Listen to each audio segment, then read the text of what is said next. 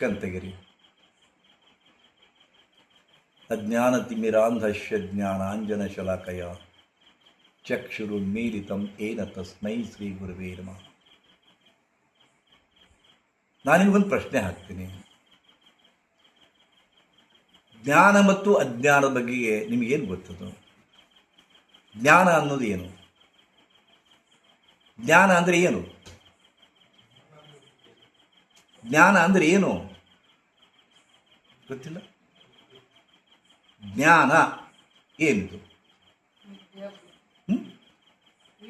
ಯಾಕ್ರಿ ನನ್ನ ಮಕ್ಕಳಿಗೆ ಜ್ಞಾನ ಇಲ್ರಿ ಅಂತಿರಲಿಲ್ಲ, ನನ್ನ ಗಂಡಿಗೆ ಜ್ಞಾನ ಇಲ್ಲ ಅಂತಿರಲಿಲ್ಲ.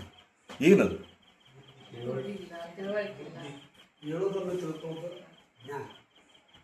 ಹೌದಾ? ಅಜ್ಞಾನ ಅಂದರೆ ಹೌದಾ? ಈಗ ನಿಮಗೆ ಜ್ಞಾನದಿಂದ ಸುಖವೋ ಅಜ್ಞಾನದಿಂದ ಸುಖವೋ? ಜ್ಞಾನದಿಂದ ಸುಖ, ಅಜ್ಞಾನದಿಂದ ದುಃಖ. ಇಲ್ಲಿ ಅದನ್ನೇ ಹೇಳ್ತಾರೆ, ಅಜ್ಞಾನ ತಿಮಿರಾಂಧಸ್ಯ. ಅಜ್ಞಾನ ಅನ್ನೋದು ಕತ್ತಲೆ. ಅದು ಕತ್ತಲೆ ಒಳಗೆ ಹೆಂಗೆ ಜೀವನ ಅರ್ಥ ಸಾಕ್ತದೆ? ಕತ್ತಲೆ ಒಳಗೆ ಹೆಂಗೆ ಬದುಕು ಸಾಗಿಸ್ತೀರಿ? ಅದಕ್ಕೆ ಅದು ದುಃಖದ. ಗೊತ್ತಾಯ್ತಲ್ಲ? ಓಕೆ. ಈಗ ನೀವು ಹೇಳಿದ್ರಿ ಜ್ಞಾನದಿಂದ ಸುಖ ಅಂತ ಹೇಳಿದ್ರಿ. ಬಸವಣ್ಣವ್ರು ಹೇಳ್ತಾರ, ಪರಸತಿಯನ್ನು ನಂಬುದು ಜ್ಞಾನ. ಹೌದಾ? ಪರಸತಿ ಆಕಿನ ಗ್ರಹಿಸಬಾರ್ದು, ಆಕೆ ಮೇಲೆ ಕಣ್ಣು ಹಾಕಬಾರ್ದು, ಅದು ಜ್ಞಾನ. ಹೌದಾ? ಅದು ತಿಳುವಳಿಕೆ. ಹೌದಾ?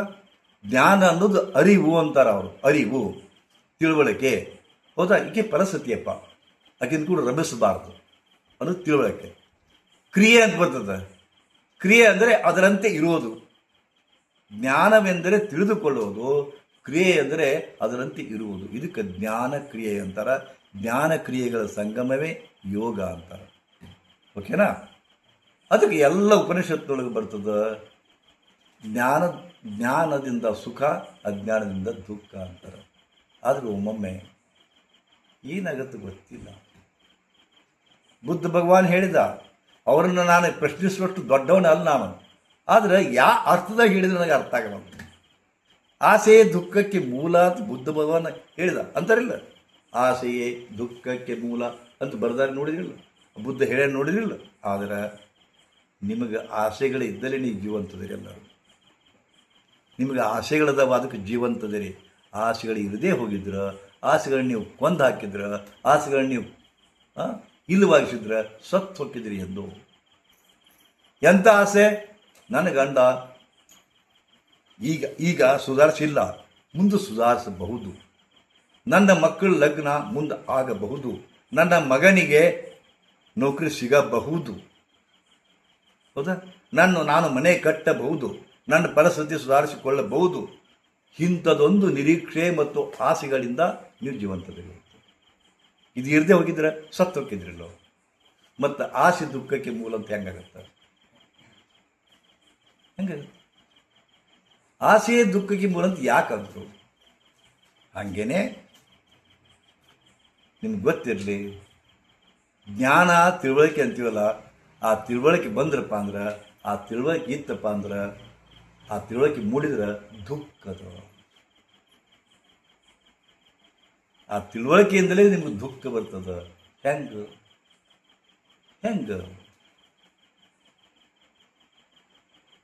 ಕರೋನಾ ಬಂದಿತ್ತು, ಎಲ್ಲರೂ ಆರಾಮದಾರ. ಈಗ ಯಾಕೋ ಒಬ್ಬಗ ಮೈ ಬೆಚ್ಚಗಾತು, ಭಯ ಅದ. ಅಲ್ಲಿ ಬಿಟ್ಟು ಆರಾಮ್ ಊಟ ಮಾಡ್ಕೊತಾನೆ, ಎಲ್ಲರೂ ಮಾತಾಡ್ಕೊತಾನ. ಚೆಕ್ ಮಾಡ್ಸಕ್ಕೆ ಹೋದ್ರು, ಕರೋನಾ ಅಂತ ಬಂದ್ಬಿಡ್ತು. ಗೊತ್ತಾತಲ್ಲ? ಏನೂ ಇರಲಿಲ್ಲ, ಕರೋನಾ ಅಂತ ಬಂದಿದ್ದು ಗೊತ್ತಾತು, ಸತ್ತ ಬಿಟ್ಟವ. ಅವತ್ತೇ ಸತ್ತನ. ಮತ್ತೆ ಹಿಂಗೆ HIV ಬಂದಾಗಲೂ ಕೂಡ ಹಿಂಗಾಗೈತಿ. ಆರಾಮಿದ್ದ ಮನುಷ್ಯ HIV ಆಗೈತಿ ಅಂತ ಗೊತ್ತಾತು, ಸತ್ರು. ನಿಮ್ಮ ಮುದ್ದಿನ ಮಕ್ಕಳು, ನಿಮ್ಮ ಮಕ್ಕಳ ಪ್ರೀತಿ ಮಾಡ್ತೀರಿ, ನನ್ನ ಮಗ ಅಂತ ಪಡ್ಕೊತೀರಿ. ನಿಮ್ಮ ಮಗ ಯಾವಾಕಿ ಕೂಡ ಅದಾನ ಅಂತ ಗೊತ್ತಾಗುತ್ತೆ. ಗೊತ್ತಿರಲಿಲ್ಲ ಇದುವರೆಗೆ ನಿಮ್ಮ ಮಗ ಚಂದ ಅನಿಸಿದ್ದೆ ನಿಮಗೆ. ಈಗ ಯಾರೋ ಬಂದು ಹೇಳ್ತಾರ ನಿಮ್ಮ ಮಗ ಇಂಥಕಿ ಕೂಡ ಅದಾನ ಅಂತವ. ಈಗೇನತ್ತು ದುಃಖ ಬರ್ತಿತ್ತೋ ಸುಖ ಆಗುತ್ತೋ ನಿಮಗೆ? ಈಗ ಎಂಥ ಟ್ರೆಂಡ್ ಸುರಗಿದ್ದು ಬರ್ತದೆ. ನಾವು ಹೇಳಬಾರ್ದು ಇಲ್ಲೇ, ಆದರೆ ಅನಿವಾರ್ಯ. ನಾನು ಹುಟ್ಟಿಸ್ಕೊಂಡು ಹೇಳ್ತಾ ಇಲ್ಲ. ಎಷ್ಟೋ ಜನ ನನ್ನ ಶಿಷ್ಯರು ಬರ್ತಾರ, ಗುರುಜಿ ನನಗೆ ಒಬ್ಬ ಮಗ ಕಲ್ತಾನ, ಅಡ್ಮಿನ್ ಅದನ, ಒಂದು ಇದ್ರಾಗ ಸುಡ್ಗಾಡ ಒಬ್ಬಾಕಿ ಮದುವೆ ಆದವರ್ಕಿ ಕೂಡ 57 ವಯಸ್ಸಾಗ್ಯವ, ಇವಾಗ 24, ಆಕಿನ ಕೂಡ ಲವ್ ಮಾಡಕತ್ತೇನ, ಆಕಿ ಗಂಡ ಅದಾನ, ಮತ್ತು ಗಂಡನೂ ಅದಾನ, ಇವನು ಅದಾನ, 3 ಮಂದಿ ಕೂಡ ಒಂದೇ ರೂಮ್ನಾಗ ಅದಾರ. ಅವ್ನು ಹೆಂಗಾರ ಬಿಡಿಸ್ಕೊಂಡು ನಮ್ಮ ಮನೆಗೆ ಕರ್ಕೊಂಬರೋದು ಮಾಡ್ರಿ, ಈಗ ನಾ ಸಾಯ್ತೀನಿ ಅಂತ ಬಂದಾಳ. ಏನಂತೀರಿ ಇದಕ್ಕೇನಂತೀರಿ? ಮೊದಲಕ್ಕೆ ಗೊತ್ತಿರಲಿಲ್ಲ ಅವರು ಕೂಡ ಅದಾನ ಅನ್ನೋದು ಗೊತ್ತಿರಲಿಲ್ಲ. ಹೀಗಾಗಿ ಮಗ ಪ್ರೀತಿ ಪಾತ್ರನಾಗಿದ್ದ, ನನ್ನ ಮಗ ಅಂತ ಬಳ್ಕೊಂತಿದ್ದು. ಯಾವಾಗ ಆಕಿ ಕೂಡ ಅದಾನ ಅನ್ನೋದು ಗೊತ್ತಾತಲ್ಲ, ದುಃಖ ಬಂತು, ಟೆನ್ಷನ್ ಆಯ್ತು. ಈಗ ಹೇಳಿ, ಗೊತ್ತಾಗಿದ್ದಕ್ಕೆ ದುಃಖ ಬಂತಲ್ಲ, ಗೊತ್ತಾಗದೇ ಇದ್ರೆ ನಿಮ್ಮ ಗಂಡ ಯಾವಾಗ ಕೂಡ ಅದಾನ, 10 ವರ್ಷದಿಂದ ಅದಾನವ, ಆದ್ರೆ ಇವತ್ತು ಗೊತ್ತಾತು ತಪ್ಪಿ ಏನಾಗತ್ತ? 10 ವರ್ಷದಿಂದ ಅದಾನ, ಗಂಡನ ಕೂಡ ಚಂದನ ಇದೀರಿ ನೀವು. ಯಾಕಂದ್ರೆ ನನ್ನ ಗಂಡ ಶ್ರೀರಾಮನ ಭಗವಂತನ ಅವತಾರ ಅಂತ ತಿಳ್ಕೊಂಡ್ಬಿಟ್ಟಿರಿ. ಆದರೆ ಇವತ್ತು ಗೊತ್ತಾಗುತ್ತ, ಅವನದು ಬಯಲಾಗತ್ತ. ಈಗೇನಾಗುತ್ತೆ? ದುಃಖ ಆಗುತ್ತೋ ಸುಖ ಆಗುತ್ತೆ? ಮತ್ತು ನೀವಂದ್ರಿ ಜ್ಞಾನ ಅನ್ನೋದು ಸುಖ ಕೊಡ್ತತ್ತ ಅಂದ್ರಿ. ಧ್ಯಾನ ಅನ್ನೋದು ತಿಳುವಳಿಕೆ ಅಂತ ಆಯ್ತಿಲ್ಲ. ಇವತ್ತು ತಿಳುವಳಿಕೆ ಬಂತಲ್ಲ ನಿಮ್ಗೆ. ನನ್ನ ಗಂಡ ಕಚ್ಚಿ ಎರಕದನ, ತಿಳುವಳಿಕೆ ಬಂತಿಲ್ಲ, ಸುಖ ಪಡಲ್ಲ. ಮತ್ತೆ ಸುಖ ಹೇಗಾಗುದಿಲ್ಲ? ಉತ್ತರ ಏನು ಉತ್ತರ ಅದ ನಿಮ್ಮಲ್ಲಿ?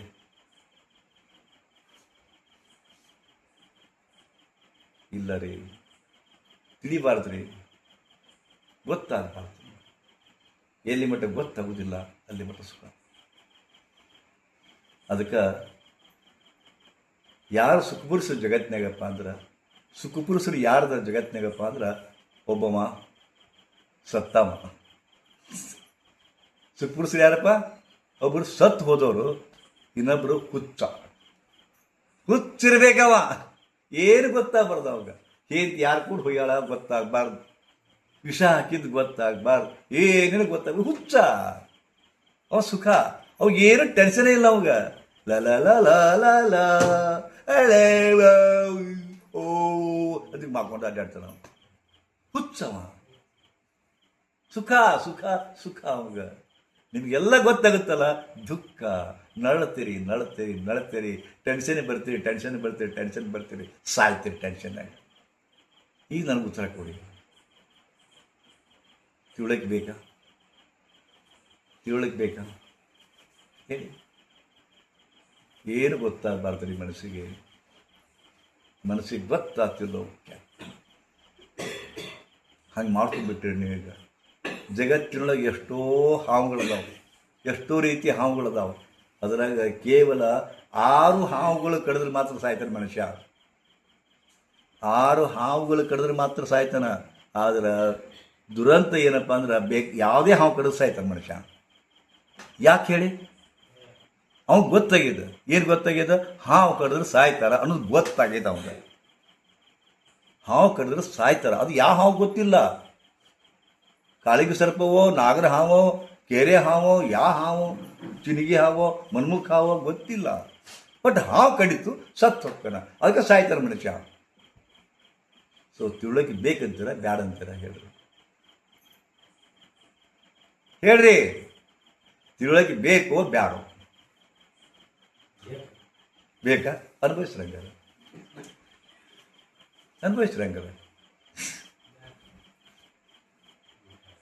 ನನ್ನ ಹೆಂಡತಿ ಯಾವನ್ ಕೊಡೋದಲ್ಲ, ಎಂಜಾಯ್ ಮಾಡ್ರಿ. ಜ್ಞಾನ ಸಿಗ್ತದೆ ನಿಮಗೆ. ಇದುವರೆಗೆ ಒಟ್ಟು ಗೊತ್ತಾಯ್ತಿಲ್ಲ, ಈಗ ಗೊತ್ತಾಯ್ತು. ಅನುಭವಿಸ್ರಿ. ಮಾಡ್ತೀರಾ? ಇಲ್ಲ ರೀ, ಬದುಕು ಭಾಳ ಭೀಕರ. ಎಲ್ಲಿ ಮಟ್ಟ ನಿಮ್ಗೆ ಗೊತ್ತಾಗದೇ ಇರ್ತದೆ, ಟೆನ್ಷನ್ ಲೆಸ್ ಇರ್ತೀರಿ ನೀವು. ಟೆನ್ಷನ್ ಲೆಸ್ ಗೊತ್ತಾಯ್ತು ಮುಗಿ. ಭಾಳ ಕೆಟ್ಟದು. ಒಮ್ಮೆ ನಾನು ಮೈಸೂರಾಗ ಕ್ಯಾಂಪ್ ಮಾಡಕತ್ತಿದ್ದೆ. ಜವರೇಗೌಡ ಅಂತಕೊಂಡು ಅಲ್ಲಿ ಗೌಡ್ರ ಫ್ಯಾಮಿಲಿ ಭಾಳ ಅದ. ಹೌದಾ? ಅದು KR ಪೇಟು ಮತ್ತು ಮೈಸೂರು ನಡಬರಕ ಒಂದು ಹಳ್ಳಿಯೊಳಗೆ ಕ್ಯಾಂಪ್ ನಡೆದಿತ್ತು. ಅವರೇ ನನಗೆ ಕರೆಸಿದ್ರು. ಅವ್ರ ಮನೆಗೆ ನಾ ಇದ್ದೆ. ಆ ಜವರೇಗೌಡರಿಗೆ 66 ವಯಸ್ಸು. ಹೌದಾ? ಅವರು ಕ್ಯಾಂಪ್ಗೆ ಅಟೆಂಡ್ ಆಗಿದ್ರು. ಎಲ್ಲ ಚಂದ ನಡೆದಿತ್ತು. ಏಳನೇ ದಿವಸ ಅವ್ರು ಲಕ್ಕ ಹೊಡೆದ್ಬಿಡ್ತಾರಪ್ಪ. ಲಕ್ಕ ಹೊಡೆದು ಬೇನು ಇದು ಸ್ವಲ್ಪ ಒಂದು ಅಸ್ತಿತ್ವ ಕಳ್ಕೊಂತು. ಹೆಂಗೆ ಆಳ್ಕೊಂಡು ಇದು ಮಾಡಿದ. ದವಾಖಾನೆ ಹಾಕಿದ್ರು. ಡಾಕ್ಟರ್ಗಳು ಹೋದರು. ಇನ್ನು ಬ್ರೈನ್ ಪಾರ್ಸಲಿ ಸತ್ತಂಗ ಅದು, ಇನ್ನೇನು ಉಳಿದು ಪವಾಡ ಅಂತಂದರು. ನಾನು ಹೋದೆ. ನಾನು ತಿಳಿದಿದ್ದನ್ನು ಮಾಡಿದೆ ಪರಮಾತ್ಮನ ಕೃಪೆಯಿಂದ. ವಿಚಿತ್ರ ಅಂದರೆ ಅವ್ರು ಸತ್ತ ಹೊಕ್ಕರ ಅಂದಿದ್ದು ಸಣ್ಣ ಇದಾಯಿತು. ಆದಾಗ್ಯೂ ಸಾವು ಮತ್ತು ಮರಣದ ನಡುವೆ ಇದ್ದರು. ಈಗ ನಮ್ಮ ಹಿಂದೂ ಮೆಥಡ್ಸ್ನೊಳಗೆ ಗೊತ್ತೈತಿನ, ಸಾಯೋ ಕೊನೆ ಗಳಿಗೆಯೊಳಗೆ ನೀರು ಹಾಕ್ತಾರೆ ಎಲ್ಲರೂ ಬಂದು. ಇವಾಗ ಅಗ್ದಿ ಸೀರಿಯಸ್ ಅದನ, ಡೆತ್ ಬೆಡ್ನಾಗ ಅದನ ಅಂತ ತಿಳ್ಕೊಂಡು ಎಲ್ಲರನ್ನೂ ಸುತ್ತಮುತ್ತಲು ಎಲ್ಲರೂ ಕಳಿಸಿ, ಅಂತಂಬ್ರನ್ನ ಮಕ್ಕಳನ್ನ ಕರೆಸಿ ನೀರು ಹಾಕ್ರಿ ಅಂದ್ಕೊಂಡು ಎಲ್ಲರೂ ಬರೋರು ನೀರು ಹಾಕೋರು. ಹಿರಿ ಮಗನೂ ಬಂದ ನೀರು ಹಾಕಿದ. ಅಪ್ಪ ಏನು ತ್ರಾಸು ತೊಗೊಬೇಡ್ರಪ್ಪ ಅಂದ. ಮುಂದೆ ಅವನದು ವರ್ತನೆ ನೋಡಿ ಆ ದವಾಖಾನೆಯೊಳಗೆ ಒಬ್ಬ ಪ್ರೊಫೆಸರ್, ಆ್ಯಕ್ಚುಲಿ ಅವನಿಗೆ ಸೈಕಾಲಜಿ ಪ್ರೊಫೆಸರ್, ಅವ ಡಾಕ್ಟರ್ ಪ್ಲಸ್ ಸೈಕಾಲಜಿ ಕಲ್ತಿದ್ದ. ನಿಮ್ಮ ತಂದೆಯವ್ರ ಮನಸ್ಸಿನಾಗೆ ಏನೋ ಐತಿ, ಅದಕ್ಕೆ ಒತ್ತಡ ಕ್ರಿಯೇಟ್ ಆಗಿ ಹಿಂಗಾಗೈತಿ ಅಂತ ಅಂತಾವ. ಒತ್ತಡ ಕ್ರಿಯೇಟ್ ಆಗಿ ಹಿಂಗಾಗೈತಿ, ಅದಕ್ಕೆ ಲಕ್ಕ ಹೊಡೋತಿ ಅಂದ. ಅದಕ್ಕೆ ಹಿರಿ ಮಗ ಗೊತ್ತಾಯ್ತು. ಅಪ್ಪ ಅದು ಮಕ್ಕಳಿಗೆ ಗೊತ್ತಾಗಿದ್ದು. ಅಪ್ಪ ನೀ ಏನೇ ಹೇಳ್ಬೇಕಂತಂತಿ, ನೀನು ಹೊಟ್ಟೆಗೆ ಏನೈತಿ ಇದು ಮಾಡ್ಕೊಪ್ಪ, ಕಾರ್ಕೊಂಬಿಡಪ್ಪ, ನಾವೇನು ಇದು ಮಾಡ್ತೀವಪ್ಪ, ಹೇಳಪ್ಪ, ಒಳಗೇನು ಬೆಸ್ತಿಟ್ಕೊಂಡು ಹೇಳಪ್ಪ ಅಂತಿಕೊಂಡು ಎಲ್ಲರೂ ಹೇಳಕತ್ತಿ ಹುಡುಗರು. ಅವಾಗ ಹಿಂಗೆ ನೋಡಿದ, ಅಳಕತ್ತಿದ. ಪಾಪ ನಾನು ಅಲ್ಲೇ ಇದ್ದೆ. ಅಳಕತ್ತಿದ ಕರಗಾಗಿ. ಅಪ್ಪ ನೀನು ತ್ರಾಸ ಮಾಡ್ಕೊಬಿಡಪ್ಪ, ಹೇಳಪ್ಪ ಅಂದ. ನಾನು ಉಲ್ಲಾಸ ಅವನು ಹೇಳಬಾರ್ದು ಹೆಸರು. ತಮ್ಮ ನಿಮಗೆ ಇನ್ನೊಬ್ಬಕ್ಕೆ ಅವ್ವದಾಳ್ದೆ ಅಂದ್ಬಿಟ್ಟ. ನಾನು ಕೀಪ್ ಅಂತಾರ, ಉಪಪತ್ನಿ. ನಾವೊಂದು ಹೆಣ್ಮಗಳು ಕೂಡ ಇದೀನಪ್ಪ, 8 ವರ್ಷ ಆಯಿತು ಆಕೆ ಕೂಡ ಇದೀನಿ. ಆಕೆಗೆ ಏನೂ ಹಿಂದಿಂದಿಲ್ಲ ಮುಂದಿಲ್ಲ. ಅಕಸ್ಮಾತ್ ನಾ ಸತ್ರಪ್ಪ ಅಂತಂದ್ರೆ ಆಕೆ 1-2 ಎಕರೆ ಜಮೀನು ಕೊಡಿರಲಿ ಮತ್ತು ಒಂದಿಷ್ಟು ಇದನ್ನು ಕೊಡಿರಲಿ ಅಂದ್ಕೊಂಡು ಹೇಳಕತ್ತಿದ. ಆತು ಹೇಂತಿ ಮಗ್ಲ ಇದ್ಲು. ಇದುವರೆಗೆ ಅವನು ಬರೆಸಿ ತೊಳೆಸಿ ಅವ್ನು ಹಿಂಗಾಗಿದ್ದಕ್ಕೆ ಕಣ್ಣಾ ನೀರು ಹಾಕಾಕತ್ತಿದ್ಲು. ಇವಾಗ ಈ ಮತ್ತೊಬ್ಬಕಿನ ಇಟ್ಕೊಂಡೆ ನನಗೆ ಗೊತ್ತಿತ್ತಿವ ಬಾಡ್ಕೋ, ನನಗೆ ಗೊತ್ತಿತ್ತಿವ ಹಿಂಗದ ಅನ್ನೋದು ಸಮಸ್ಯೆ ಬಂದಿತ್ತು. ಅದು ಇನ್ನೂ ಬಾಳಿದ್ದಿಲ್ಲೋ ಅಂತ ತಿಕ್ಕೊಂತ ನಿಂತು. ಈಗ ಏನಾತಪ್ಪ ಅಂದ್ರೆ ಹೊಟ್ಟೆಂದು ಕಾರ್ಕೊಂಡಲ್ಲ, ಹೇಳಿಬಿಟ್ಟಲ್ಲ. ದಿನದಿಂದ ದಿನಕ್ಕೆ 15 ದಿವಸ ಪೂರ ಆರಾಮಾಗಿಬಿಟ್ಟ. 15 ದಿವಸ ಪೂರ ಆರಾಮಾಗಿಬಿಟ್ಟ. ಆರಾಮಾಗ ಮನೆ ಕರ್ಕೊಂಡ್ಬಂದರು. ಯಾರ ಮುಖದಾಗೂ ಅವನು ಬಂದಿದ್ದಕ್ಕೆ ಖುಷಿನೇ ಇಲ್ಲ. ಯಾಕೆ ಖುಷಿನೇ ಇಲ್ಲ ಮಾಡಿದ್ರು. ಇದು ಮತ್ತೊಂದು ಬೆಡ್ನೆ ಹಾಕಿದ್ರು. ಸಾವಿತ್ರಿ ಉಳಿನ ಡಬ್ಬಿ ಕೊಡ ಅಂತ ಹೋದ್ರಿ ನೀವು ಜವರೇಗೌಡ. ಉಳಿನ ಡಬ್ಬಿ ಕೊಡ ಅಂತ. ಉಳಿನ ಡಬ್ಬಿ ಕಡೆ ಆಕೆ ಹೋಗಿ ಬೋಸ್ತಡಿ ಅದಲ್ಲ, ಅದಾಗ ಆಕೆ ಕರ್ಕೊಂಬಾ, ಇಟ್ಕೋ, ಮಾಡಿಸ್ಕೊ ಅಂದ್ಬಿಟ್ರು. ಹೀಗೆ ಯಾಕೆ ಮಾಡ್ತೀಯ ಅಂತ ಮುಂದೆ ಹೇಳ್ತೀನಿ. 6 ತಿಂಗಳು ನಳ್ಳಿ ಸತ್ತ. ಯಾತಕ್ಕೆ ಹೇಳಿ? ಒಂದು ಸತ್ಯ, ಒಂದು ಒಳಗಿನ ಸತ್ಯ ಹೊರಗೆ ಬಂದಿದ್ದಕ್ಕೆ. ಒಂದು ಒಳಗಿನ ಸತ್ಯ ಹೊರಗೆ ಬಂದಿದ್ದಕ್ಕೆ ಹಿಂಗಾಗಿರ್ತೀವಿ. ನೀವು ಎಷ್ಟೋ ಗುಟ್ಟುಗಳನ್ನ ಒಳಗಿಟ್ಕೊಂಡಿರಿ ಎಲ್ಲರೂ. ನೀವು ಒಳಗಿಟ್ಕೊಂಡಿರಿ. ಗಂಡು ಮಕ್ಕಳು ಬಂತು, ಹೆಣ್ಮಕ್ಳು ಬಂತು, ಅದನ್ನು ಬಿಚ್ಚಿಟ್ರು ಏನದ ಅಂತ ಸಾಹಸ ಮಾಡೋಕ್ಕೆ ಹೋಗ್ಬೇಡ್ರಿ. ಅದು ನಿಮ್ಮೊಂದಿಗೆ ಸಾಯಿದೆ. ಅದು ಆ ಸತ್ಯ, ಆ ಬಚ್ಚಿಟ್ಟ ಗುಟ್ಟು ನಿಮ್ಮೊಂದಿಗೆ ಸಾಯಲಿ. ಎಂದೂ ಕಾರ್ಕೋಬೇಡ್ರಿ. ಅದು ನಾ ಹೇಳ್ತೀನಿ, ಏನು ಇರೋದಿಲ್ಲ. ಆದರೆ ಅದು ಹೊರಗೆ ಬರ್ಲಿಕ್ಕಾದ್ರೆ ನೀವು ಸಾಯ್ತೀರಿ. ಟೆನ್ಷನ್ ಒಳಗೆ. ಮತ್ತು ಏನು ಮಾಡಬೇಕು? ಮತ್ತು ಹೆಂಗೆ ಮಾಡಬೇಕು? ಒಳಗಿಂದ ಕಾರ್ಕೋಬೇಕು, ನಮಗೆ ಡೇಂಜರಸ್ ಆಗಬಾರ್ದು. ಏನು ಮಾಡಬೇಕು? ಏನು ಮಾಡ್ಬೋದು ಹೇಳ್ರಿ? ಏನು ಮಾಡ್ಬೋದು? ಹಾಂ, ಒಂದು ಕಾಗದ ಬರೀರಿ. ಒಂದು ಕಾಗದ ಬರೀರಿ. ಕಾಗದ ಬರೆದು ಜೇಬ್ನಾಗ ಇಟ್ಕೋರಿ. ಯಾರಿಗಾರ ಸಿಕ್ಕಪ್ಪ ಅಂದ್ರೆ ನಿಮ್ಮ ಕತೆ ಮುಗೀತು. ಆದ್ರೆ ಇಡಬ್ಯಾಡ್ರಿ. ಕಾಗದ ಬರೀರಿ. ದೇವ್ರ, ನಾ ಇದು ತಪ್ಪು ಮಾಡಿದ್ದೀನಿ, ಹನ್ನೊಂದು ಸಲ ಬರೀರಿ. ನಾನು ಇಂಥಕ್ಕೆ ಕೂಡ ಅನೈತಿಕ ಸಂಬಂಧಗಳಿದ್ದೀನಿ, ಇಂಥವ್ನು ಕೂಡ ಅನೈತಿಕ ಸಂಬಂಧಗಳಿದ್ದೀನಿ. ದೇವರೇ ನಿನಗೊಬ್ಬರಿಗೆ ಗೊತ್ತು. ಹನ್ನೊಂದು ಸಲ ಬರೀರಿ. ಕರ್ಪೂರದಾಗ ಸುಟ್ಟು ಬಿಡ್ರಿ. ಒಂದು ತೋಡ್ಕೊಂಡ್ರಿ. ಅವ ಯಾರ ಮುಂದೆ ಹೇಳೋದಿಲ್ಲ. ನಿಮ್ಮ ಮನಸ್ಸು ನಿರಂಬಳ ಮಾಡ್ತೀರಿಲ್ಲ? ಅದಾವ ನಿಮ್ಮ ಮನೆ ಗುಟ್ಟುಗಳು ಅದಾವ.